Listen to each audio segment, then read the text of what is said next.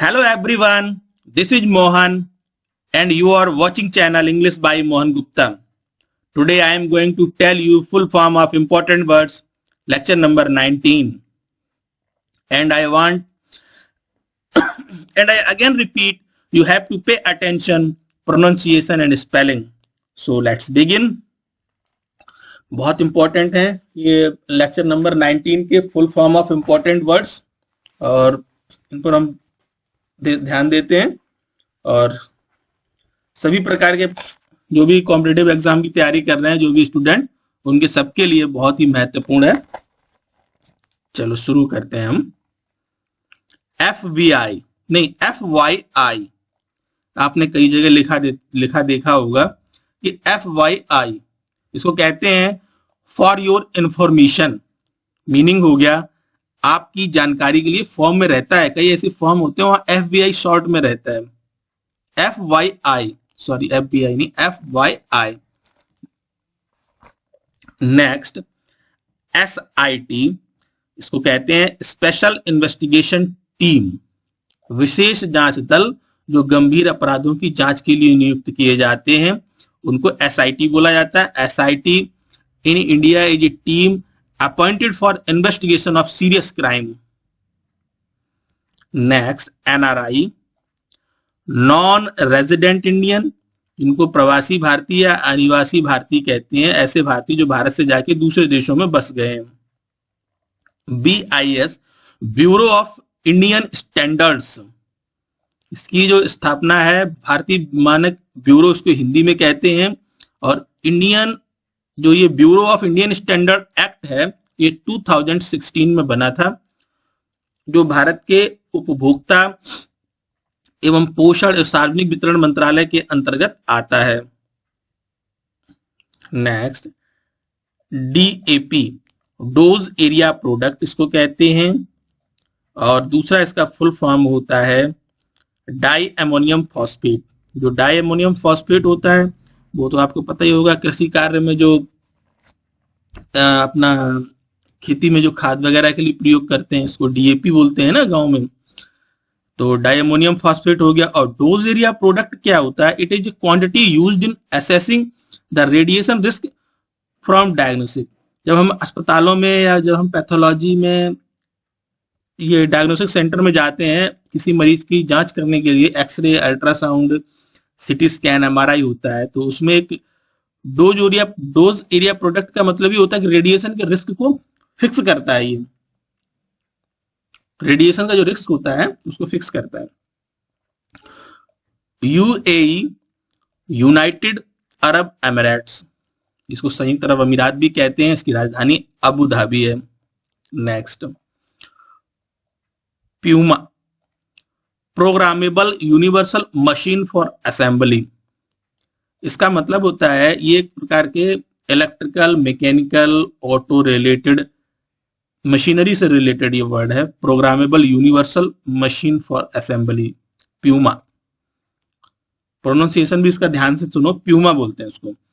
DRI directorate of revenue intelligence, यह खुफिया निदेशालय, इसको राजस्व खुफिया निदेशालय इसको कहा जाता है हिंदी में। यह भारत सरकार का एक बहुत महत्वपूर्ण विभाग है जो वन्य जीव तस्करी, मानव तस्करी, ड्रग्स, सोना चांदी, गोल्ड, इनकी सबकी तस्करी को रोकता है। यह भारत सरकार के वित्त मंत्रालय के अंतर्गत CBIC विभाग, CBIC का मतलब होता है central board of indirect taxes and customs विभाग के अंतर्गत ये काम करता है। NDMA national disaster management authority, national disaster management authority जो होता है इसको राष्ट्रीय आपदा प्रबंधन प्राधिकरण कहते हैं। प्रधानमंत्री की देखरेख में काम करता है जब कोई आपदा आती है, या वैसे भी प्रधानमंत्री कार्यालय के अंतर्गत ये डायरेक्ट वहां से हेड किया जाता है। NIA इसको नेशनल इन्वेस्टिगेशन एजेंसी कहते हैं, इसको राष्ट्रीय जांच एजेंसी भी कहते हैं। CAD के दो फुल फॉर्म होते हैं। कॉर्नरी आर्टरी डिजीज, ये हृदय रोग से संबंधित एक बीमारी है, हृदय से संबंधित एक बीमारी है ये। कंप्यूटर एडेड डिजाइन, ये कंप्यूटर से रिलेटेड कंप्यूटर से रिलेटेड है ये काम, एडिट डिजाइन। पीवीटीजी, पीवीटीजी का फुल फॉर्म लोगों ने बहुत कम सुना होगा, है ना, इसको ध्यान से समझते हैं। ये भारत सरकार का बहुत इंपॉर्टेंट मिशन है। इसको कहते हैं कमजोर जनजातीय समूह, और वैसे इसको बोला जाता है particularly vulnerable tribal group, particularly vulnerable tribal group, इसका प्रोनाउंसिएशन देख लो वल्नरेबल का। और ये कमजोर जनजातीय समूह है, इसको हिंदी में कहते हैं रुपे। रुपे को फुल फॉर्म होता है रुपी एंड पेमेंट। और रुपे को लिखने का तरीका भी देखो किस प्रकार से इसमें लिखा गया, RuPay, rupee and payment. Visa, visa दो प्रकार के होते हैं, एक वीजा पासपोर्ट से रिलेटेड होता है, तो उसको तो कहते हैं विजिटर्स इंटरनेशनल स्टे एडमिशन, और जो ये वीजा है जो एटीएम कार्ड के ऊपर रहता है, डेबिट कार्ड या क्रेडिट कार्ड के ऊपर रहता है, फिर जो प्रिंट रहता है, उसको कहते हैं visa international service association. Okay, DMC, इसके कई फुल फॉर्म होते हैं, मैंने सारे फुल फॉर्म इसके दिए हुए हैं, इसको समझते हैं। डिटेल्ड मार्क्स सर्टिफिकेट, इसको बोला जाता है, जैसे इसके नाम से पता लग रहा है सिंपली। एक होता है डिवोर्स एंड मैट्रिमोनियल केसेस को भी डीएमसी कहा जाता है शॉर्ट में। और नेक्स्ट है डेस्टिनेशन मैनेजमेंट कंपनी, ये जो ट्रैवलिंग कंपनीज होती हैं, सर्विस प्रोवाइड करती हैं, उनमें भी डेस्टिनेशन मैनेजमेंट कहा जाता है। और एक होता है डोमेस्टिक मटेरियल कंजम्पशन, एक ईयर में आपकी इकोनॉमी ने कितना डोमेस्टिक मटेरियल कंजम्पशन करा है, इसको डीएमसी बोलते हैं। IAS, Indian audit and account service, ये भारत की बहुत प्रतिष्ठित सर्विस है, इसका सिलेक्शन यूपीएससी के थ्रू होता है, संघ लोक सेवा आयोग के थ्रू होता है। ये भारत सरकार का जो नियंत्रक महालेखा परीक्षा है उसके अधीन ये काम करती service. EMD, earnest money deposit भी कहते हैं इसको, ये टेंडर होते हैं जो इंफ्रास्ट्रक्चर डेवलप कंपनियां करती हैं, उनके जो टेंडर होते हैं या किसी प्रकार का टेंडर हो, उसमें अर्नेस्ट मनी डिपॉजिट का जरूर जिक्र होता है। FDR, फिक्स्ड डिपॉजिट रिसिप्ट, ये बैंक के हिसाब से हो गया फाइनेंस में। और फ्लाइट डेटा रिकॉर्डर भी इसको कहते हैं। तो जो फ्लाइट डेटा रिकॉर्डर होता है वो एक प्रकार से ब्लैक बॉक्स होता है, जो किसी भी एयर व्हीकल में या एयरक्राफ्ट में रहता है और जो डिस्ट्रॉय नहीं हो सकता है, इतना सुरक्षित मेटल से बना होता है वो, इसकी डिस्ट्रॉय होने की संभावना बहुत कम रहती है, नष्ट होने की संभावना। NAAA आपने कई जगह लिखा देखा होगा ना, NAAA, national academy of audit and accounts, इसको कहते हैं national academy of audit and accounts. इसमें जो अपने इंडियन ऑडिट एंड अकाउंट्स के ऑफिसर्स जो होते हैं वो ट्रेनिंग के लिए आते हैं, यहां से वो ट्रेनिंग करते हैं। IFD, इंटीग्रेटेड फाइनेंस डिवीजन, संयुक्त वित्त विभाग कहा जाता है, संयुक्त वित्त डिवीजन होता है इसका फुल फॉर्म।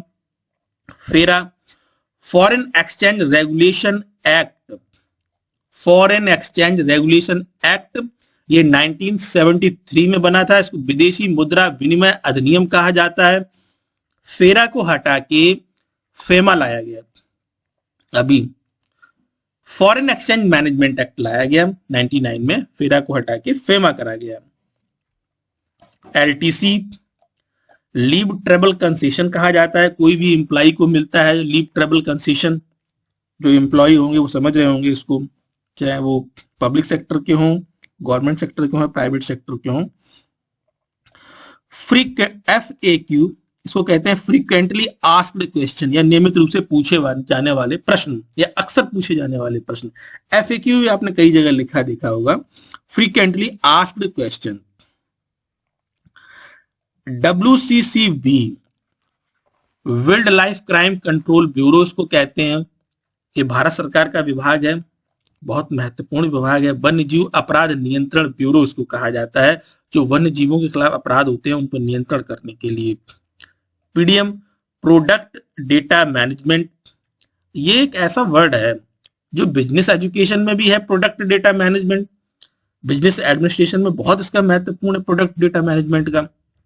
और दूसरा ये सॉफ्टवेयर जो है, अगर हम सॉफ्टवेयर इंजीनियरिंग की बात करें तो वहां पे भी ये वर्ड बहुत पॉपुलर है, प्रोडक्ट डेटा मैनेजमेंट का। CDSL, central depository services limited, central depository services limited, इसकी स्थापना जो है 1999 में हुई थी। ऐसे ही NSDL होता है, नेशनल सिक्योरिटी डिपॉजिटरी लिमिटेड होता है वो। ये भारत सरकार के दोनों विभाग हैं और इनका काम है जो भी share markets, mutual funds, bonds, metal market की जो उनसे रिलेटेड ये अकाउंट्स को देखरेख करता है उनकी। CDSL और NSDL दोनों बहुत महत्वपूर्ण है ये। और उम्मीद करता हूं दोस्तों ये आपको 27 रह गए थे इसमें 19 लेक्चर में, और आपको समझ में आए होंगे। ये बहुत महत्वपूर्ण है, सभी प्रकार के, किसी भी प्रकार का कोई भी कॉम्पिटिटिव एग्जाम हो सभी में इनकी रिक्वायरमेंट रहती है। और जो भी बच्चे होते हैं, जो भी इसकी तैयारी करने वाले स्टूडेंट्स हैं, वो सब लोग को जो full form of important words हैं, सब लोगों के लिए को जानकारी होना भी बहुत जरूरी है। और उम्मीद करता हूँ, उम्मीद ही नहीं बल्कि विश्वास है कि आपको समझ में आया होगा। अब ये हमारा जो full form of important words का जो ये चल रहे थे जो लेक्चर, अब समाप्त हो जाएंगे। अब इसके बाद कोई लेक्चर नहीं आएगा। अब हमारा इंग्लिश स्पीकिंग के वीडियोस आएंगे, आपको शॉर्ट्स मिलेंगे, कंप्लीटली इंग्लिश स्पीकिंग पर ही फोकस रहेगा। ये तो हमने एक जानकारी के लिए बनाया था क्योंकि हमारे पास इनका जानकारी थी, तो मैंने कहा आपको देता हूं। और आप लोग अपने स्टडी को कंटिन्यू करते रहें, कठोर परिश्रम के द्वारा बहुत मेहनत करें, सुबह सुबह लर्न करने की कोशिश करें। कहते हैं कि जो परिवार के बुजुर्ग लोग कहते हैं सुबह सुबह याद करने से जल्दी याद होता है, अच्छा याद रहता है, पूरे दिन याद हमेशा ध्यान रहता है। और गंदी आदतों को छोड़ें। और संगत जो होती है वो व्यक्ति को संगत का बहुत असर पड़ता है, इसलिए अच्छी संगत रखें, यानी आपकी जो मित्रगण है वो अच्छे होने चाहिए। और गलत लोगों का साथ कभी ना पकड़ें, उससे आपका भविष्य भी खराब होता है और आपका मन मस्तिष्क पर गलत प्रभाव पड़ता है। लोग आपके बारे में क्या सोचेंगे वो भी गलत ही छवि बनती है। इसलिए जो आप अपने जो भी दोस्त सिलेक्ट करें वो बहुत क्वालिटीफुल लोग हों। उम्मीद करता हूँ आपको मेरी बातें समझ में आई होंगी। अब इंग्लिश स्पीकिंग की वीडियो में मिलेंगे। अब ये जो हमारा जो सिलसिला चल रहा था ये समाप्त हो जाएगा 19, अब इसका वीडियो नहीं आएगा इससे रिलेटेड, इसलिए इसको आप पढ़ते रहे। हमारी प्लेलिस्ट बनी हुई है, उसमें 19 वीडियो अवेलेबल हैं, आप उनको देखते रहें। और यदि कुछ बताना चाहते हैं तो हमें कमेंट्स करके जरूर बताएं, मैं आपको 100% उसका रिप्लाई करूंगा। और इस फिर नेक्स्ट वीडियो में मिलेंगे। Take care, bye bye.